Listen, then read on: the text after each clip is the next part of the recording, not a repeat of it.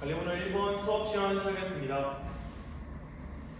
선생님과 함께 오늘 재미있는 역사 수업 진행해 보도록 하겠습니다. 선생님과 역사 수업을 진행하기 전에 항상 선생님과 무엇을 했었죠? 맞습니다. 학습 목표 두 가지를 함께 외치고 수업을 시작했었죠. 그렇다면 오늘 수업의 목적과 그리고 수업의 마지막 달성해야 되는 것에 대해서 알아보도록 하겠습니다. 오늘의 대단원은 근대국가 수를 위한 노력 부분에서 대한민국 국제와 대한제국가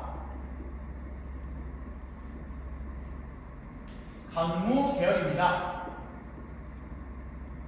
자, 오늘의 학습 목표 함께 읽어보도록 할까요? 자, 학습 목표 1번 함께 읽어보도록 하겠습니다. 네, 스크린을 통해서 잘 읽어주었습니다. 첫 번째, 대한제국의 수립에는 어떠한 가정을 탐구하고 대한제국의 성격을 파악할 수 있다. 두 번째, 강무개혁의 주요 내용을 이해하고 그 의의와 한계를 말할 수 있다. 이렇게 학습 목표 두 가지 잘 이야기해봤으니까 그럼 본격적으로 이 강무개혁과 이 대한제국에 대해서 살펴보도록 하겠습니다. 자, 첫 번째, 대한제국이 수립되는 성립의 배경이 크게 두 가지가 있습니다. 첫 번째로 대한제국의 수립되는 배경은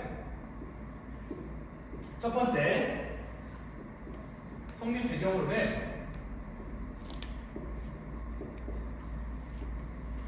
바로 국제 정세적인 부분에서 우리가 지난 시간에 배워봤던 아간파천 이후에 러시아가 우리나라의 여러 이권들을 침탈하는 목적이 있었으며 러시아가 이권을 침탈하다 보니 다른 나라들도 우리나라의 이권을 공격적으로 침탈하는 형세를 가지게 되었습니다. 이러한 국제정세로 인해서 독립국의 지위를 불안정하게 만들었던 그런 정세를 확인한 상태에서 고종은 가만히 있을 수 없었겠죠. 그래서 두 번째, 바로 무엇이냐?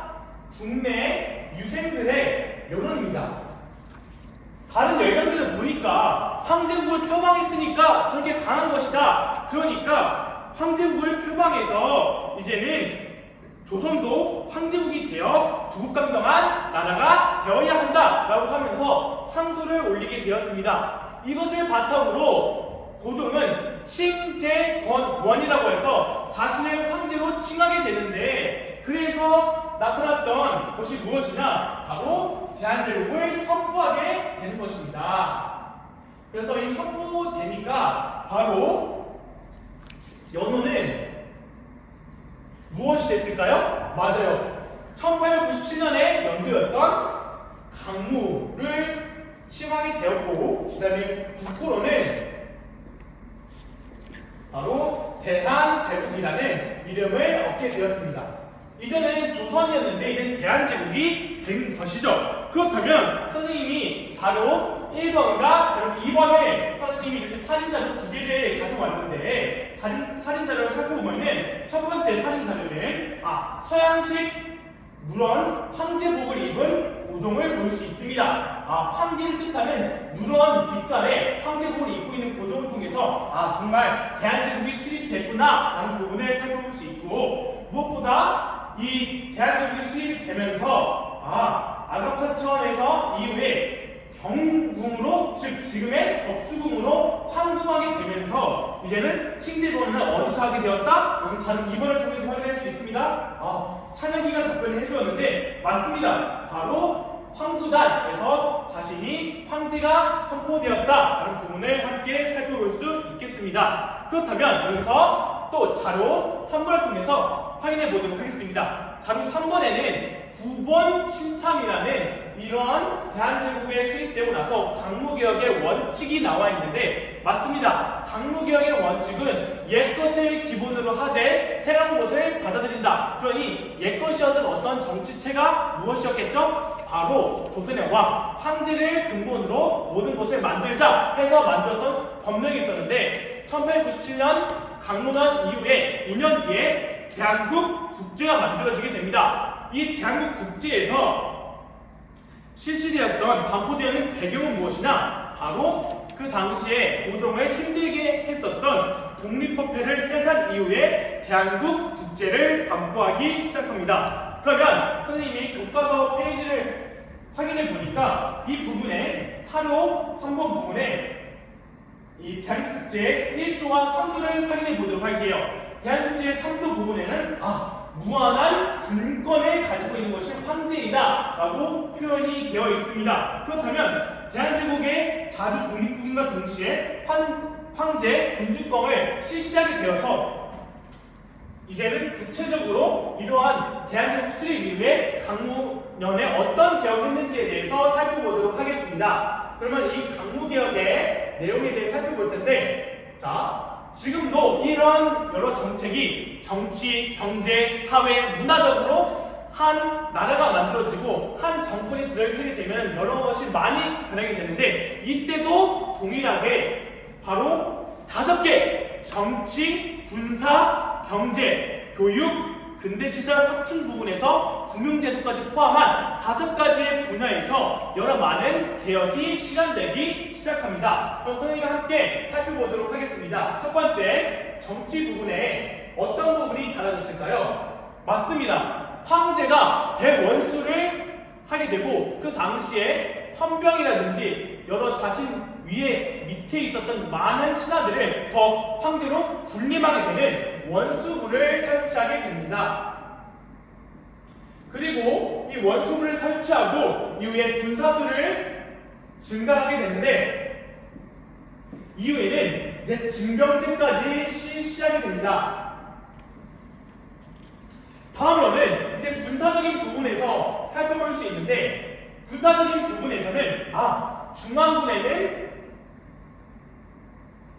친위대를 만들었으며, 그 다음에 지방군에는 진위대를 만들게 되면서 군사권을 강력하게 만들었다. 이와 뿐만 아니라 이 이후의 배울 여러 국내, 국외 독립투쟁에 대해서 알아볼 것인데, 그때 대표적으로 등장하는 두 명의 장군이 나오는데, 그 당시에 그 장군들이 바로 이 강무개혁 때 무관학교에서 군사 기술을 여러 배우게 됩니다. 대표적인 인물이 김자진 장군입니다. 다음은 지청천 장군님입니다. 그리고 이제 경제적으로 살펴보면은 경제적인 분야에서는 어떤 개혁이 일어났냐? 맞습니다. 그 전에는 정말 200년 동안 양전 사업이 실시되지 않았는데, 그 이후에 실시되었던 것이 바로 200여 년 만에 양전 사업이 실시되었고, 다음으로 지금의 어떤 근대적인 토지 소유권을 확립하기 위해서 지계를 발급하게 됩니다. 그 지계를 발급하게 되자 여러 농업에 관한 이런 경제적인 혁신이 일어났으니 이제는 대표적으로 상공업을 진흥을 또한 시켜보자 라고 하면서 개혁을 진행하게 됩니다. 그래서 상공업 진흥을 위해 바로 여러 공장과 회사가 설립되게 됩니다. 다음번에 교육 분야에서 어떤 혁신이 일어났냐? 바로 농상업, 광업을 필두로 해서 여러 실질적인 교육을 하는 실업학교가 만들어지게 됩니다. 이 실업학교에는 대표적으로 상공학교와 이 강무개혁의 연구에 이름을 따서 강무학교까지 만들어지게 됩니다. 다음으로 이제 근대시설이 확충되게 되는데요. 근대시설 하면 무엇이 생각나나요? 우리 다한이가 이야기를 해주었는데 지금의 어떤 은행이 생각나요. 그래서 근대시설이 확충되게 되면서 대표적으로 대한천예은행이 만들어지게 되면서 근대적인 금융제도가 만들어지게 됩니다. 자, 그러면 이 강무개혁의 의의와 한계는 무엇일까요? 바로 의의는 민권을 보장하기 위해서 실시했으나 무엇보다 자주독립과 근대화를 지향하였다. 자주독립.